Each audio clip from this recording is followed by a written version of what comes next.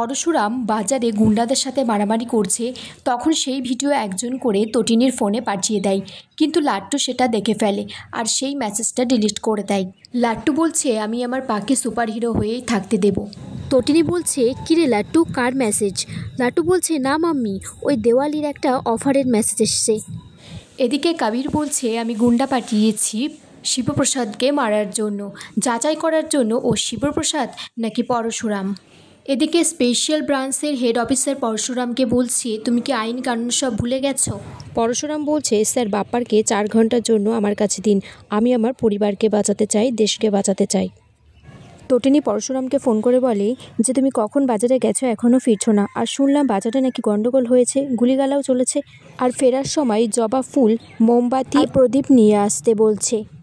এদিকে শীতল কপালে সিঁদুরের ফোঁটা দিয়ে পাগলামি করছে আর বলছে, কবে থেকে ইচ্ছে ছিল শিবপ্রসাদ গাঙ্গুলির বউ হব, বউ হলে খুব সুখী হতাম, কিন্তু আমি শিবপ্রসাদ গাঙ্গুলিকে বাঁচতে দেবো না, আর তটিনী গাঙ্গুলিকেও মেরে দেব। পরশুরাম অফিস থেকে বাড়ি এলে তটিনী বলছে, আমার শাড়িটা সিলেক্ট করে দাও।